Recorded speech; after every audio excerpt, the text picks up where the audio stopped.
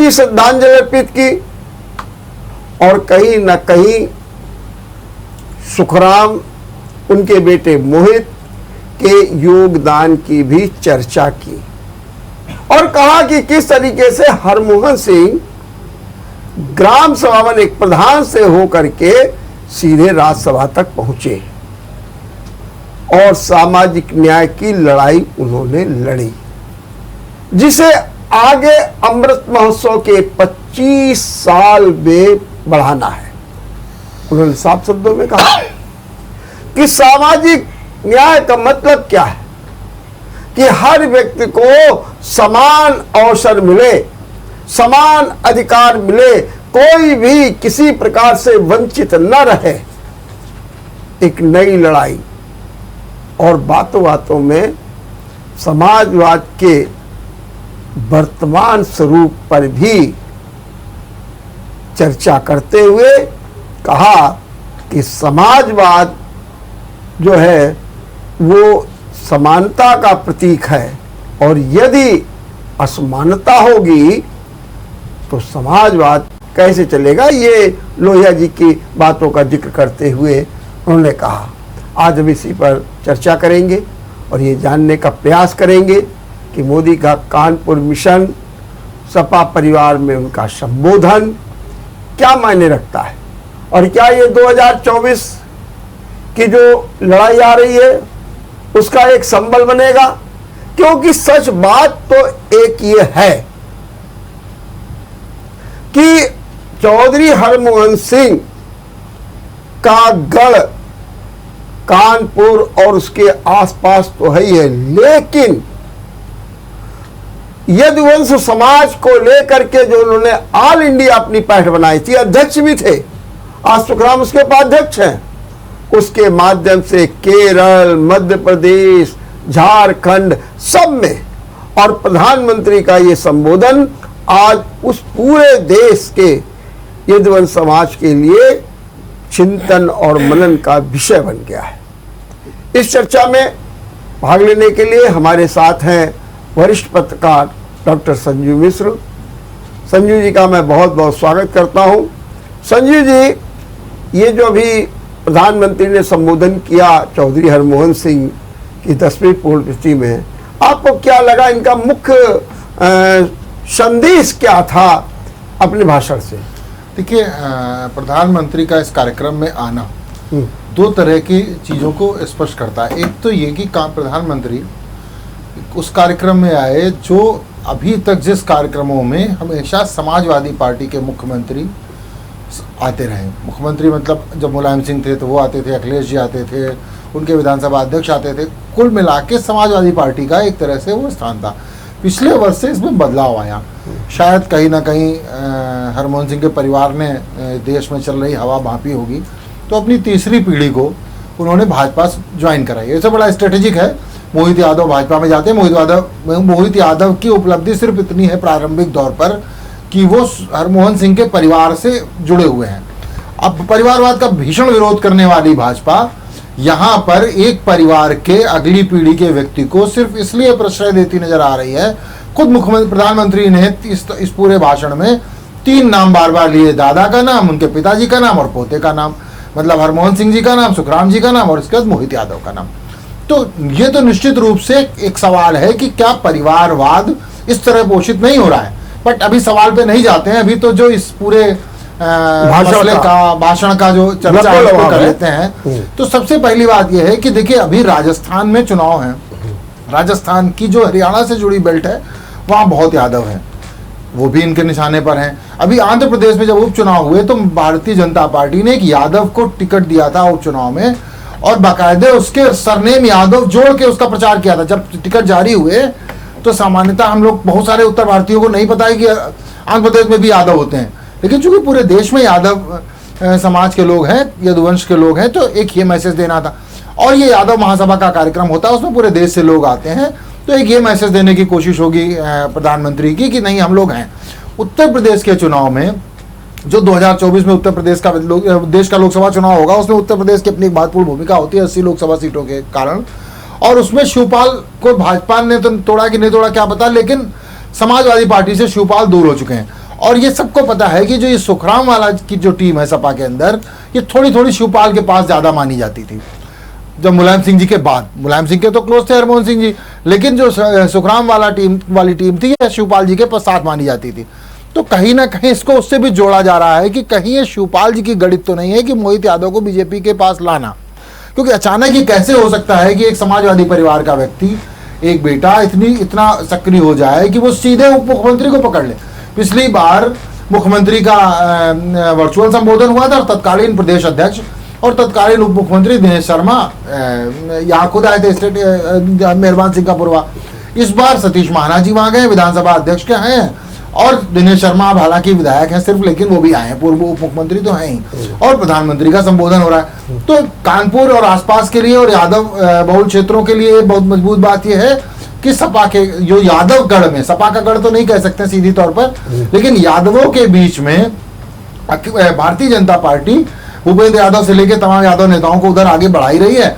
इसके साथ नए यादव नेताओं के बीच में भी अपनी पैठ बना रही है, और एक शायद मैसेज देना चाह रहे होंगे कि जो यादव समाज की तीसरी पीढ़ी है, जो अभी अखिलेश को तीसरी पीढ़ी नहीं कहा था, जब अदिति यादव और अखिलेश का बेटा अर्जुन आएगा तो वो तीसरी पीढ़ी कही जाएगी मुलायम सिंह के बाद की, बट इधर जो तीसरी पीढ़ी है हरमोहन सिंह के बाद की, वो तीसरी पीढ़ी भारतीय जनता पार्टी के साथ जा रही है, ये मैसेज देने की कोशिश है। तो क्या बात ये माने कि आज भले ही प्रधानमंत्री का भाषण पूरी तरीके से राजनीति से दूर रहा हो और सामाजिक चेतना की बात, सामाजिक न्याय की बात की गई, राम मनोहर लोहिया का जिक्र किया गया, जयप्रकाश नारायण का जिक्र किया गया, कुल मिलाकर के एक सिद्धांत और जो राजनीति का जो सचरित्र है उसकी चर्चा की गई हो, भले ही सीधे किसी पर प्रहार न किया गया हो, लेकिन ये तो हम मान ही सकते हैं कि प्रधानमंत्री ने अपनी उपस्थिति से देश के यादव समाज को ये बताने की कोशिश की है, समझाने की कोशिश की है कि हम भी उनके साथ हैं, और इससे जो है यादव समाज को भी एक नई ऊर्जा मिली कि भाई देश का प्रधानमंत्री है और हमारे साथ है, हमारे कार्यक्रम में आया है, तो इससे जो है एक नया स्वरूप विकसित होगा। नहीं, वो तो है ही, इसके अलावा इसको इस तरह नहीं कह सकते कि पॉलिटिक्स नहीं हुई है। देखिए, भारत संविधान की दृष्टि से एक समाजवादी गणतंत्र सोशलिस्ट रिपब्लिक है। अब अगर मोदी जी को सिर्फ गैर राजनीतिक बात करनी होती तो दो ही नाम क्यों याद आए, लोहिया और जयप्रकाश नारायण। भाई, जो बातें सामाजिक समरसता की हो तो डॉक्टर श्यामा प्रसाद मुखर्जी और दीनदयाल उपाध्याय भी करते रहे, लेकिन इस मंच पे उन्होंने वही दो नाम लिए जिन दो नामों के फोटो लगा के हरमोहन सिंह और सुखराम ने राजनीति की है, जिन दो नामों की फोटो लगा के मुलायम सिंह यादव और अखिलेश यादव ने राजनीति की है। ऐसा नहीं है कि समाजवाद की बातें भारतीय जनता पार्टी या जनसंघ की विचारधारा के नेताओं ने नहीं की हैं। जो बातें इन्होंने सामाजिक न्याय की बात कही, सामाजिक न्याय की बात तो अंत्योदय की बात दीनदयाल उपाध्याय जी कहते थे।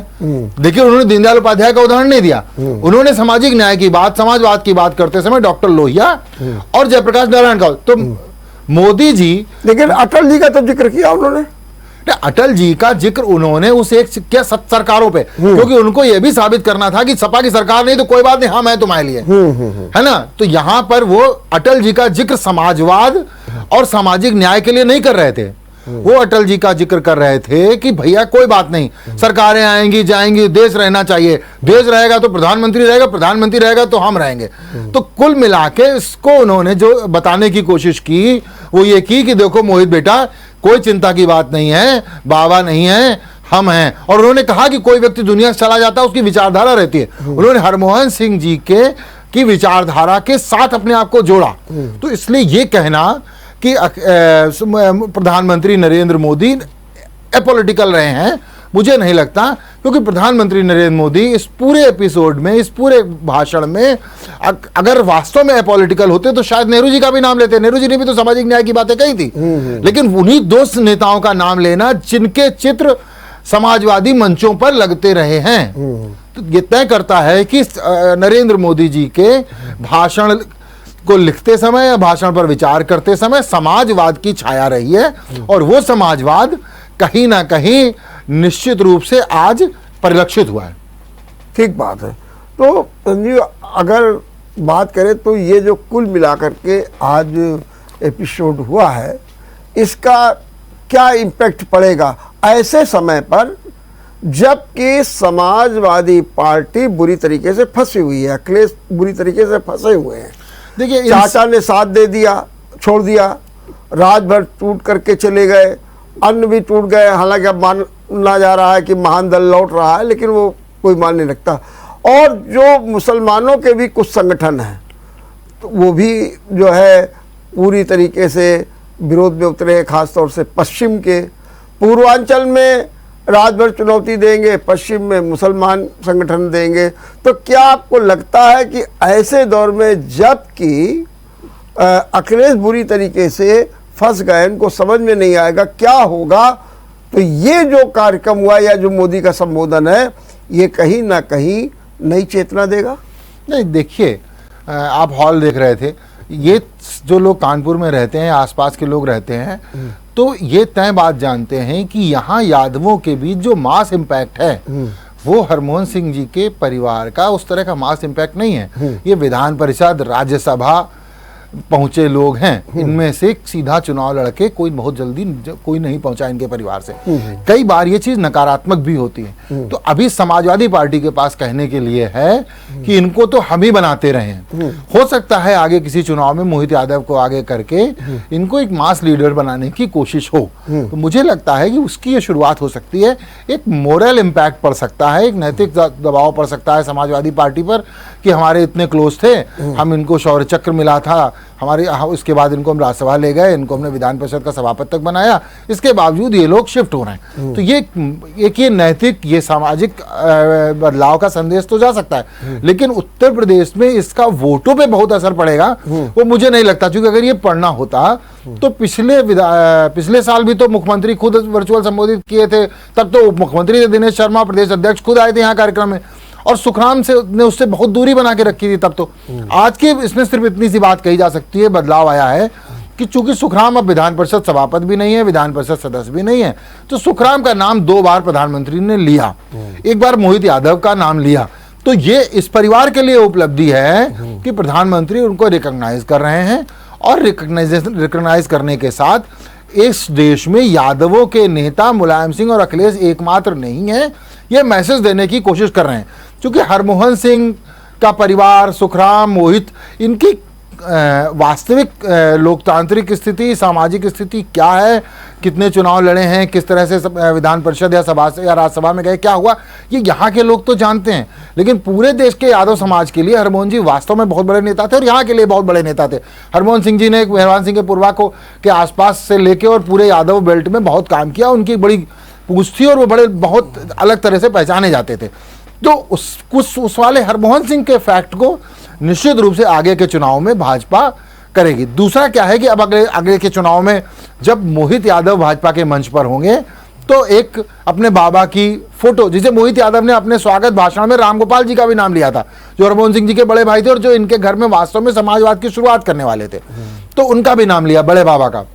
तो कहीं ना कहीं अब उस विरासत को सपा से शिफ्ट कर रहे हैं बीजेपी में मोहित यादव, और नरेंद्र मोदी जी ने आज बड़े लेवल पे उसको अपनी स्वीकार्यता प्रदान की है। इस पूरे कार्यक्रम का जो मुझे लब्बो-लुआब लगता है वो ये लगता है।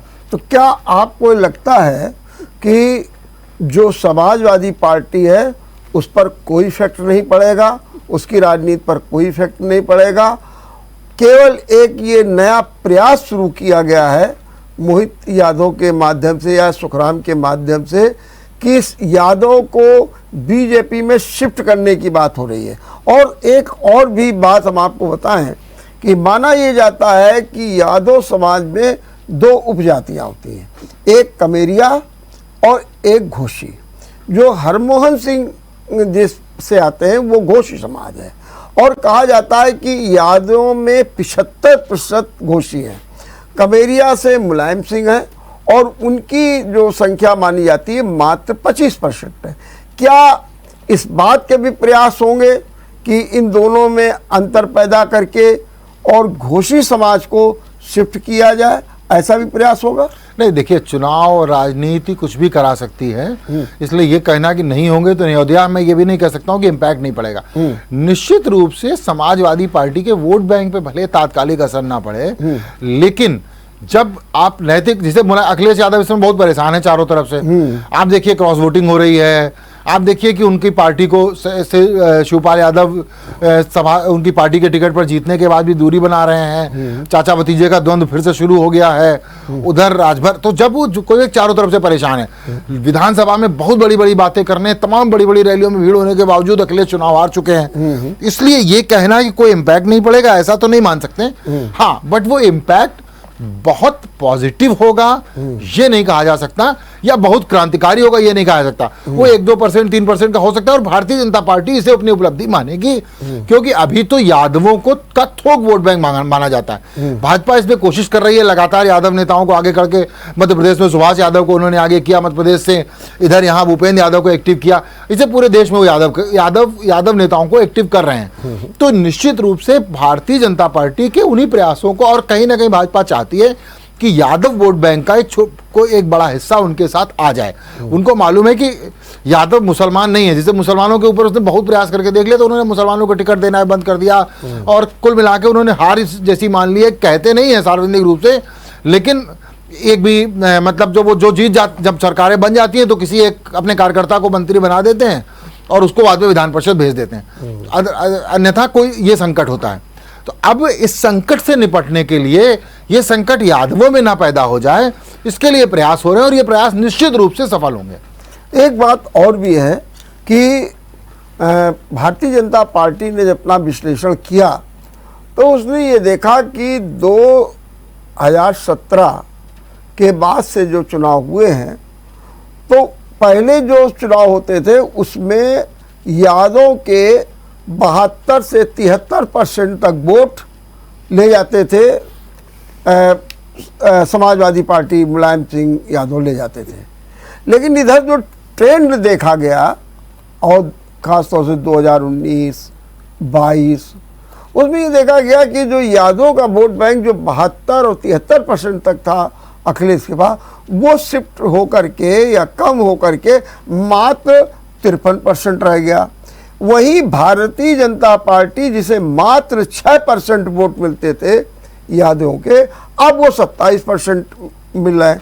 तो क्या ये जो नया वोट हो रहा है, क्या इसको और बढ़ाने के लिए यादवगढ़ में और सेंध लगाने के लिए जो है सुखराम को प्रोजेक्ट किया जाएगा, और करके ये प्रयास किया जाएगा कि ज़्यादा से ज़्यादा हम वोट हथियाएं? क्या ये एक रणनीति का अंग होगा और इससे सपा को चिंतन करना होगा? नहीं, बिल्कुल होगा। देखिए, जिस तरह से अभी आजमगढ़ में निरहुआ जीते हैं, दोनों यादव थे, एक तो अखिलेश के परिवार का यादव था, इसके बावजूद सपा भाजपा वाला यादव जीत गया। तो अब ये तय बात है कि भारतीय जनता पार्टी यादव प्रत्याशियों को टिकट दे रही है। भारतीय जनता पार्टी के लिए यादव वोट बैंक को अपने साथ करना उनकी चुनौती है, और उस पर काम कर रहे हैं। भारतीय जनता पार्टी बड़े स्ट्रेटेजिक वे में काम करती है, बात पिछले कई चुनावों से साबित हो चुकी है। तो इसलिए मैं बार बार यही कह रहा हूँ कि इसको खारिज नहीं किया जा सकता है। परसेंटेज पे बात अभी इसलिए नहीं कर सकते क्योंकि इसके ऑथेंटिक आंकड़े नहीं होते, ये पूरे एनालिसिस वाले आंकड़े होते हैं कि 53% है कि 55% है। अभी आप यादवों से 10 यादवों से बात करिए तो उसमें से 8 बताएंगे कि हमने सपा को वोट दिया था, तो वो 80% हो जाता है। इसके बावजूद तमाम बड़ी संख्या में चीज़ें सामने आ रही हैं, जिसमें भारतीय जनता पार्टी से यादवों की कोई दुश्मनी नहीं है, ये तय हो रहा है। अब दोस्ती का सिलसिला शुरू होना है, हो सकता है इसी तरह टूट टूट के दोस्ती का सिलसिला शुरू हो, और निश्चित रूप से जब ऐसा कोई सिलसिला शुरू होगा तो उसका लाभ भाजपा को मिलेगा। तो ये भी हम मान सकते हैं कि आज मोहित यादव जरूर भारतीय जनता पार्टी में चले गए हैं, लेकिन अभी उतना इम्पैक्ट नहीं पड़ेगा जब तक सुखराम नहीं जाते हैं। सुखराम जाएं और सुखराम एक्टिव हो, जैसे भी आप कह रहे थे कि एक विकल्प के रूप में, तो जो विकल्प के रूप में तो कोई अभी अखिलेश के खिलाफ या मुलायम सिंह के खिलाफ कोई नेता नहीं दिखाई देता है। क्या सुखराम को प्रोजेक्ट करके एक विकल्प प्रस्तुत करने की बात होगी? नहीं, सुखराम को भारतीय जनता पार्टी सुखराम को विकल्प तो प्रयोग करेगी कि नहीं करेगी ये तो भी नहीं कहा जा सकता, लेकिन आज इतना जरूर हुआ है कि आज सुखराम ने का नाम लिया गया। अब सुखराम की भाजपा में शामिल हुई, हो सकता है सुखराम की तरफ से भी एक पावर टैक्टिक्स हो सकता है प्रेशर टैक्टिक्स हो, लेकिन इस पूरे के बीच में अगर सुखराम आते हैं तो भारतीय जनता पार्टी के पास उत्तर प्रदेश में एक मजबूत यादव नाम होगा, जो विधान परिषद के सभापति रह चुके हैं, जिनका अपना एक ऑरा है, जिनका अपना एक प्रभाव क्षेत्र है, जिनकी अपनी एक फैन फॉलोइंग है, पूरे देश में उनका प्रयोग किया जा सकता है। और जो भाजपा के अंदर यादव नेताओं की एक संख्या है उसमें कुछ वृद्धि होगी। मुझे इस पूरे प्रकरण से ये नजर आ रहा है। बाकी से सब कुछ तब एनालिसिस हो पाएगी जब सुखराम शामिल होंगे। आज सुखराम क्यों नहीं शामिल हुए, कल तक बड़ी चर्चा थी। हाँ, लेकिन इसका बहुत बढ़िया मीडिया मैनेजमेंट किया गया, सभी अखबारों में खबरें छपवाई गई, प्रॉपरली प्लान किया गया। आपको पता है कि ये प्लानिंग किस तरह से हुई होती है, अखबारों में किस तरह से प्लानिंग होती है, न्यूज चैनल्स में किस तरह से बातें करी जाती, और निश्चित रूप से उसमें एक प्रोपेगेंडा क्रिएट करने में सुखराम का परिवार भी सफल रहा है और भारतीय जनता पार्टी के वो नेता जो इसके पीछे हैं वो भी सफल रहे। क्या अब हम ये मान करके चलें कि जो सपा को कमज़ोर किया जा रहा है, जो विभिन्न माध्यमों के द्वारा, क्योंकि अखिलेश तो खुल करके कहते हैं कि जब उनको स्वीकार लेटर लिखते हैं तो कहते हैं बीजेपी वालों ने लिखवा दिया। ये भी बताते हैं कि विधान परिषद के चुनाव में ही राजभर के हटने की स्क्रिप्ट लिखी जा चुकी थी। आज रविशंकर का भी बयान आ गया है कि जल्द ही शिवपाल और राजभर भारतीय जनता पार्टी में शामिल होंगे, उनका भी ये बयान आ चुका है। और हमको लगता है कहीं ना कहीं ये पता चल गया है अखिलेश को भी, इसीलिए अखिलेश ने कह दिया कि चाचा जी आपको जहां सम्मान मिले आप वहां चले जाइए। इसी प्रकार से उन्होंने राजभर से भी कह दिया कि आपको जहां सम्मान मिल रहा है आप वहां चले जाइए। तो कुल मिलाकर के एक तरीके से उन्होंने दो को छोड़ा। लेकिन कल, अच्छा पहले कल वाली बात बाद में करेंगे, तो ये जो एपिसोड हुआ है इसको आप किस रूप में देखते हैं? नहीं, देखिए वो ये बात जो जब शिवपाल के साथ जो कुछ हो रहा था समाजवादी पार्टी में, ये सब यूं ही नहीं हो रहा था। ये सब कुछ अखिलेश को भी पता है कि शिवपाल जी के कनेक्टिविटी कहाँ से मैच हो रही है। और शिवपाल जी क्यों नहीं इस्तीफा दे रहे हैं विधानसभा से? इसलिए नहीं इस्तीफा दे रहे कि वो एक बार भारतीय जनता पार्टी से भरोसा चाहते हैं कि भारतीय जनता पार्टी उनके खिलाफ वहां प्रत्याशी नहीं उतारेगी। मान लीजिए दोबारा चुनाव होता है, अगर वो इस्तीफा देंगे, सपा छोड़ते हैं तो उन्हें इस्तीफा देना पड़ेगा विधानसभा से, इस्तीफा देते हैं तो वहां दोबारा उपचुनाव में जाना पड़ेगा। वो उपचुनाव आज की तारीख में सपा के टिकट पे जीते थे, वो मुलायम सिंह यादव का गढ़ रहा है। वहां के लोगों को अखिलेश से भी उतना ही लगाव है जितना शिवपाल से लगाव है, तो ऑब्वियस है कि वो चुनाव बड़ा कठिन हो जाएगा।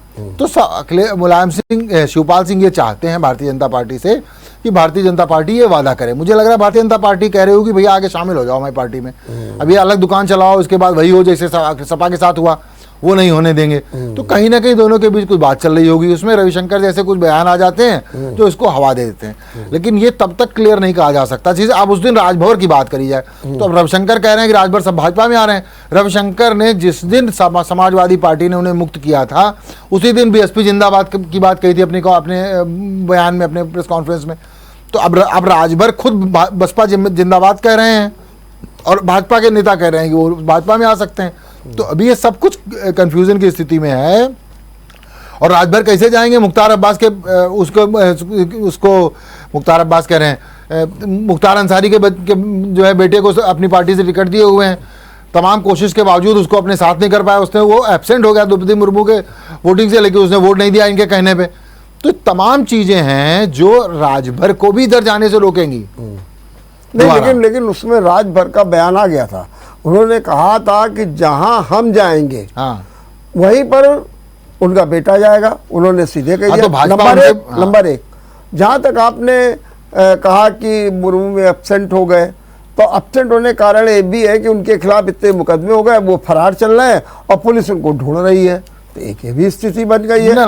तो वो देखिए, हाँ, भारतीय जनता पार्टी इसको कैसे एक्सेप्ट करेगी कि मुख्तार अंसारी के लड़के को शामिल कर लेगी जहां हम जाएंगे? सवाल दूसरा इसका बहुत गंभीर है ना। उन्हें मुख्तार अंसारी और भाजपा में से एक चुनना पड़ेगा। ये राजभर को पता है भारतीय जनता पार्टी कुछ भी कर सकती है। मुख्तार अंसारी को बीजेपी में शामिल कर ले तो अभी फिर वो आरोप बिल्कुल सच हो जाएगा जो भाजपा पे कई बार लगता है कि भाजपा ऐसा पवित्र स्थान है जहां जाने के बाद सभी पापियों के पाप धुल जाते हैं। आप कल तक उन्हें पापी बताते थे, पश्चिम बंगाल में इस आरोप को आप झेल ही रहे हैं कि वहां पे जिन पर आप आरोप लगाते थे वो लोग आपकी पार्टी में आ गए तो वो शांत हो गए, बढ़िया हो गए। मध्य प्रदेश में आप ये आरोप झेल ही रहे हैं कि आप जिंदगी भर माधवराव सिंधिया को और उनके लड़के को उटपटांग कहते रहे, आपने अपनी पार्टी में शामिल कर लिया तो अच्छे हो गए। हरियाणा में आप दुष्यंत चौटाला से लेकर इस तरह के आरोप झेल ही रहे हैं। लेकिन आप जब सब जगह ये आरोप झेल रहे हैं तो आप ये उत्तर प्रदेश में मुख्तार अंसारी ऐसा आरोप झेलने की स्थिति में नहीं है। तो भारतीय जनता पार्टी इसको एक्सेप्ट ही नहीं करेगी कि राजभर अपने साथ मुख्तार के बेटे को लेके आए। इसीलिए मैं कह रहा हूं कि अभी कुछ भी कहना, दूसरे शिवपाल सिंह यादव सहकारिता के बड़े नेता रहे हैं, इस बार सहकारिता के पूरे चुनाव में भारतीय जनता पार्टी ने आदित्य यादव को लगभग पैदल कर दिया, हटा दिया। नहीं, पैदल इसलिए कर दिया कि उनको मेंबर तक नहीं जीत पाए, डायरेक्टर तक नहीं जीत पाए। जो डायरेक्टर जीतोगे तब अध्यक्ष का चुनाव लड़ोगे। इस लेवल पर पैदल करने के बाद क्यों पैदल किया? आपने उन पर आरोप लगाया, आपने कहा सहकारिता क्षेत्र में शिवपाल और उनका बेटा भ्रष्टाचार कर रहे थे। जिस पर आप इतने भ्रष्टाचार का आरोप लगा रहे हैं उसको आप पार्टी में शामिल करने से पहले 4 बार सोचोगे। तो यहाँ पे बहुत सारी चीजें हैं जो अभी सामने आनी है। शायद अब आप फिर से हम अगर आ जाएं मेहरबान सिरपुरवा के एपिसोड पे, तो शायद भारतीय जनता पार्टी इसीलिए सुखराम जैसे कुछ नेताओं को आगे कर रही है कि हमें शिवपाल की बी टीम भी मिल जाए और शिवपाल पर हमने जो तमाम आरोप लगाए हैं उनसे भी थोड़ी बचत हो जाए। और हो सकता है शिवपाल आ भी जाए, क्योंकि ये तो तय बात है कि भारतीय जनता पार्टी में तमाम ऐसे नेता हैं जिन पर उससे पहले तमाम आरोप लगते रहे, लेकिन वो आ गए। लेकिन एक बात ये भी है कि जैसे कि यूँ देखिए तो समाजवादी पार्टी निरंतर कमज़ोर हो रही है। अभी राष्ट्रपति के चुनाव में 5 लोगों ने क्रॉस वोटिंग की, हालांकि उनके नाम नहीं आए हैं। और कल इसी पर भारतीय जनता पार्टी को जिन लोगों ने वोट किया है उनके बारे में कल समाजवादी पार्टी की एक बड़ी बैठक होने जा रही है। और उस बैठक में बहुत से उनके पदाधिकारी होंगे, कोर कमेटी के लोग होंगे। उन पे ये कहा जा रहा है कि इन क्रॉस वोटिंग करने वालों पर कड़ा एक्शन लिया जाएगा। तो जब ये बात हो रही है, एक और ये हो रही है, दूसरी ओर उनके यहाँ क्रॉस वोटिंग भी हो रही है, उसके बारे में आप क्या सोचते हैं?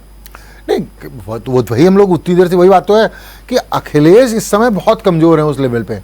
अखिलेश को अपनी पार्टी भी संभालनी है। नहीं, मेरा सवाल है कि बार बार वही बात इसलिए हो रही है कि ठीक आपने कहा, मेरा कहने का मतलब है क्या आरोप जो लगता है कि कहीं ना कहीं अखिलेश की अपरिपक्वता राजनीति की, या वो संभाल नहीं पा रहे हैं। जैसे कि राजभर ने आज एक और आप लगा दिया कि जो अपने चाचा और परिवार को नहीं संभाल सकता वो प्रदेश को क्या संभालेगा, ये हम सबको क्या संभालेगा। सीधा सीधा रहा। मेरा सवाल ये है कि क्या ये जो है अपनी रणनीति में फेल हो गए हैं सपा के मुखिया अखिलेश, या फिर हम ये मान करके चलें कि उनकी कुछ राजनीति इतनी अपरिपक्व है कि जिसके कारण अब कभी क्या उनसे गठबंधन, फिर टूटा, फिर गठबंधन, फिर टूटा। ये तो एक परिपक्व चुनाव हारने को अपरिपक्वता इसलिए नहीं मान सकते। जी, अटल बिहारी गठबंधन पे भी आते हैं। हाँ। अटल बिहारी वाजपेयी और LK आडवाणी जैसे बड़े नेता जब 2 सीट जीतते हैं तो उन्हें कोई अपरिपक्व नहीं कहता है। वो मजबूरी में दिन रात कम्युनिस्टों को कोसने के बावजूद कम्युनिस्ट पार्टी के साथ मिलकर सरकार बनाते हैं तो कोई उन्हें अपरिपक्व नहीं कहता है। ठीक, तो ये प्रयोग हैं, सत्ता में आने के प्रयोग हैं जो भारतीय जनता पार्टी ने खूब किए हैं और आज के नेताओं से ज्यादा परिपक्व नेताओं ने किए हैं। अटल जी, आडवाणी जी, इवन जब पहली सरकार बनी आजादी के बाद तो स्वामी प्रसाद मुखर्जी उस मंत्रिमंडल के सदस्य बने, तो अपरिपक्व थोड़ी थे। जहां हुए बलिदान मुखर्जी का नारा लगा के भाजपा आगे बढ़ती रही। ठीक है, जनता पार्टी में विलय का फैसला किया जनसंघ ने, वो अपरिपक्व फैसला नहीं था, उस देश की जरूरत थी। तो सत्ता में आने की जरूरत थी, देश की जरूरत क्यों थी, सत्ता में आने की जरूरत क्यों थी, ताकि देश को संभाला जा सके। तो हर पॉलिटिकल पार्टी सत्ता में आने के लिए फैसले करती है, वो फैसले सही और गलत होते हैं। जूते 4 वाले नारे लगाने वाली बसपा के साथ भारतीय जनता पार्टी सत्ता पर सरकार बनाती है। मंच से मायावती भारतीय जनता पार्टी के आइडियोलॉग को कोसती है, उसी मंच पर अटल जी बैठे होते हैं, इसके बावजूद बर्दाश्त करते हैं। आपको कानपुर का वो मंच याद होगा जब डॉक्टर अंबेडकर इंस्टीट्यूट, वो बर्दाश्त किया बीजेपी ने, उसके बाद फिर सरकारें बनाई, फिर लालजी टंडन ने राखी बंधवाई। तो ये मैं इसको कतई अपरिपक्व नहीं मानता हूं, मैं इसको पॉलिटिकल स्ट्रेटजी मानता हूं। वो स्ट्रेटजी अटल जी की फेल हो गई, वो स्ट्रेटजी आडवाणी जी की फेल हो गई, वो स्ट्रेटजी लालू प्रसाद यादव की फेल हो गई, वो स्ट्रेटजी इंदिरा जी की फेल हो गई कई बार, एक आध बार। तो जब वो स्ट्रेटजी इतने बड़े नेताओं की फेल हो गई तो ये अखिलेश उनके तरह तो अभी नहीं है ना, तो इनकी फेल हो जाए बड़ी बात नहीं है। ये स्ट्रेटजी है, ये अखिलेश इन मेकिंग है। खड़ा लोगों को बुरा इसलिए लग रहा है कि अखिलेश बहुत कम उम्र में प्रधानमंत्री बन गए थे, मुख्यमंत्री बन गए थे। अखिलेश ने इतने कम उम्र में मुख्यमंत्री पद संभाला और तब जो लोग अखिलेश को गाइड कर रहे थे, जब अखिलेश ने खुद कहा हम गाइड अपने आप से होंगे, तो बुरा लगना शुरू हुआ। शिवपाल के विरोध का वजह क्या है? शिवपाल की उंगली पे नाचना अखिलेश ने बंद कर दिया उस दौर में। और जब वो 4 मुख्यमंत्री के आरोप लगे, आजम खान, सारे लोग एक साथ नाराज हो गए थे। तो कहीं ना कहीं इस पूरे एपिसोड में अखिलेश की जल्दबाजी तो मैं मान सकता हूं, अपरिपक्वता नहीं मानी जा सकती, और ये पॉलिटिकल स्ट्रेटजी है जो फेल हो रही है कहीं ना कहीं अखिलेश को। अब कांग्रेस जैसी बड़ी पार्टी, वहां पे पॉलिटिकल स्ट्रेटजी नहीं फिट हो पा रही इतने बड़े बड़े लोगों के बीच, और वहां तमाम लोग राहुल को अपरिपक्व, इमेच्योर, तो राहुल की जगह सोनिया गांधी, वही सोनिया गांधी अध्यक्ष रहते 3 बार प्रधानमंत्री बनाती हैं, वही सोनिया गांधी अध्यक्ष रहते सब चुनाव हार रही हैं। तो क्या अब उनको मैच्योर पॉलिटिशियन मान लिया जाए? नहीं माना जाएगा। साफ कहा जाएगा कि ये समय और सामने वाले की मजबूत रणनीति। आप जब स्ट्रेटेजिकली पिछड़ जाते हैं, फिसड्डी साबित हो जाते हैं, तो आप हारने लगते हैं। बात सिर्फ इतनी है। नहीं, लेकिन एक फर्क है संजीव, फर्क ये है कि अगर अटल बिहारी वाजपेयी गठबंधन करते हैं या फिर मोदी गठबंधन करते हैं, तो वो निर्वाह करते हैं अंतिम समय तक।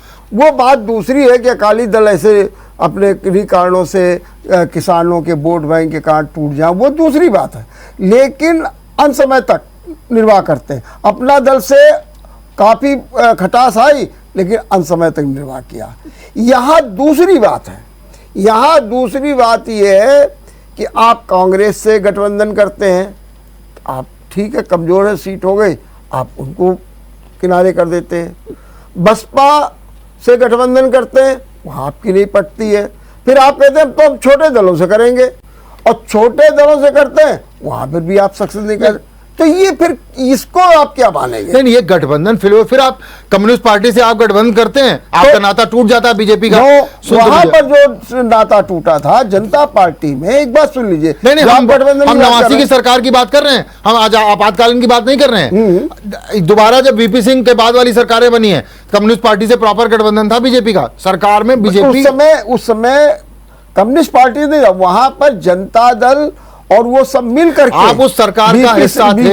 हाँ, इस जिस सरकार में कम्युनिस्ट भी थी, कम्युनिस्ट भी थी, गठबंधन नहीं था। आपका वो गठबंधन नहीं था, वो अगर गठबंधन था तो बीपी सिंह का गठबंधन था, वो भाजपा का कोई गठबंधन नहीं, भाजपा उसमें एक शामिल हुई थी। नहीं, देखिए, ये कैसे परिभाषित करेंगे कि अगर 3 गांठ लगी है तो ये कैसे मानेंगे कि ये वाली गांठ इधर की, इधर वाली इधर की? जो शीर्ष पे होता है, जो अपने सरकार बनाने के लिए सब करता है, तो माना तो शिवसेना पे जाइए। अब अटल जी ने किया, अब 13 दलों के साथ किया, अब जो है मोदी ने 47 दलों के साथ किया, और सत्ता में बहुमत प्राप्त करने के बाद भी उनसे निर्वाह किया।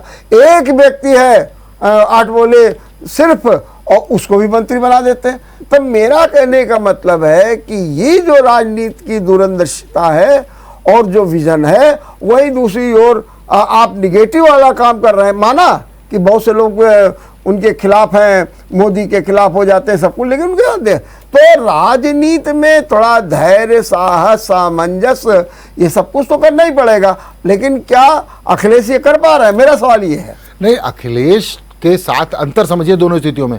जब आप सत्ता में होते हैं, तब भी, सत्ता में रहते हुए भी, शिवसेना का गठबंधन इनका टूटा, इनका गठबंधन जो है अकाली दल का टूटा, कि वो टूटा। देखिए, मैं फिर वही बात कर रहा हूँ, खैर वो विषय बहुत, लेकिन अभी आपके सवाल का मैं सीधा जवाब देता हूँ कि अखिलेश यादव में, मैं वही बात कर रहा हूँ, अखिलेश यादव को मैं इमेच्योर पॉलिटिशियन नहीं मानता हूँ। मैं मान रहा हूँ कि स्ट्रेटेजिक फेलियर अखिलेश यादव के सामने आ रहे हैं, और स्ट्रेटेजिक फेलियर किसी के साथ हो सकते हैं। नीतीश कुमार के साथ भी तो अच्छा खासा गठबंधन चल रहा था, भाजपा का टूट गया, वहां तो स्ट्रेटेजिक फेलियर मानेंगे कि नहीं बिहार में? उसके बाद वो चले गए, फिर आ गए दोबारा। तो अब वो तो उनकी वहां की पॉलिटिक्स थी। अभी भी चर्चा होती है कि किसी दिन भी और राजद के साथ जा सकते हैं, तो ऐसे ही ये तो स्ट्रेटेजिक बात है। लेकिन मेरा कहने का मतलब है कि कल आप किसी को खोपड़ी में बिठा लें और दूसरा उसको किनारे कर दें। सवाल केवल इतना। हाँ, ये तो तय बात है कि अखिलेश के स्ट्रेटेजिक फेलियर्स हैं, जो निश्चित रूप से धीरे धीरे आदमी सीखता है। अभी वो एकदम सीधे मुख्यमंत्री बने, मुख्यमंत्री बनने के बाद उन्होंने एक प्रयोग किया, वो फेल हो गया। तो तमाम बार होता है, जिसे मैं वही कह रहा हूँ कि कितने साल लग गए भारतीय जनता पार्टी को प्रयोग करते करते करते, तब 13 दलों की सरकार बनाई, उसमें भी एक वोट से पहली बार गिर गए, किसी ने दूसरे ने तो हाथ खींचा था। वो तो उनकी अटल बिहारी वाजपेयी की नैतिकता थी, लेकिन आज के जमाने में एक वोट एक को क्या 10-12 लेकिन हाथ तो खींचा गया ना। हाँ। 13 महीने वाली सरकार में भी समर्थन वापस हुआ, लेकिन धीरे धीरे वो मजबूत हुए, 5 साल सरकार चलाई। हाँ। फिर वो आदतें बन गई। अब मोदी जी उसको और मजबूती से, फिर ये गठबंधन इसलिए भी और मजबूती से चल रहे हैं क्योंकि ये अपने दल पे भी बहुमत में है, अपने हिम्मत से भी बहुमत में है। हाँ वही मैं कर रहा हूँ। हाँ, तो जब आप अपने हिम्मत से बहुमत पे होते हैं तो चीजें बिल्कुल डिफरेंट होती हैं। जहां आप अपने बल पे मोहब्बत में नहीं होते वहां पे बस गठबंधन टूटते हैं, चाहे वो महाराष्ट्र हो चाहे वो पंजाब हो।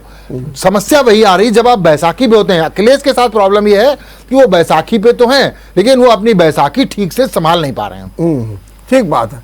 तो अब मैं ये मान करके आपसे आखिरी में पूछूंगा कि जो आज मोदी का एपिसोड हुआ है, इस पर सपा की पॉलिटिक्स में कोई विशेष फर्क नहीं पड़ेगा, सपा अपने लय में चलेगी। हाँ, कुछ वोट बैंक जो है वो भारतीय जनता पार्टी बढ़ाने में या कहीं ना कहीं सेंध लगाने में सक्सेस होगी। निश्चित रूप से यादव वोट बैंक को एक मैसेज देने में सक्सेस होगी जी कि देखिए केवल अखिलेश या शिवपाल या मुलायम सिंह ही यादवों के नेता नहीं है।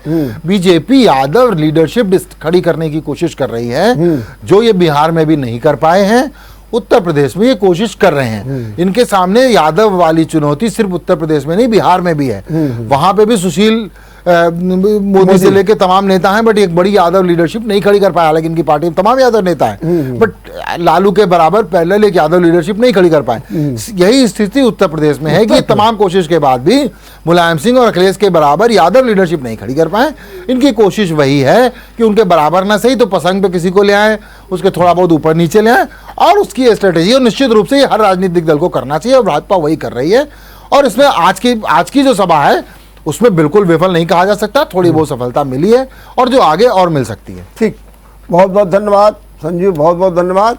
निश्चित रूप से जो मोदी का आज कानपुर मिशन रहा है, भले ही बाह्य रूप से आप कुछ भी कह सकें, लेकिन यादव समाज में एक संदेश गया है, एक विचार गया है, एक सोच गई, एक चिंतन गया, एक मनन गया है। और ये बात भी समझ में आ रही है कि अगर सपा का यादव वोट बैंक जो है घट रहा है और भाजपा का थोड़ा बहुत बढ़ रहा है, तो उसे और कैसे मजबूती बनाई जाए, उसे और आगे कैसे बढ़ाया जाए, उसके लिए ज़रूरत है विकल्प की। और इसी विकल्प की तलाश में आज मोदी ने चौधरी हरमोहन सिंह की 10वीं पुण्यतिथि पर संबोधन दे करके एक नई सोच विकसित कर दी है डॉक्टर राम मनोहर लोहिया के समाजवाद के सामाजिक न्याय को लेकर के। देखते रहिए विचार मंथन। नमस्कार।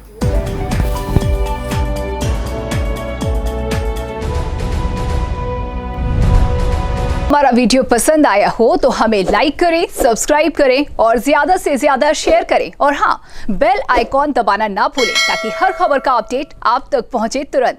आप हमें इंस्टा, ट्विटर और फेसबुक पर भी फॉलो कर सकते हैं। हमारी आईडी है @JMT News।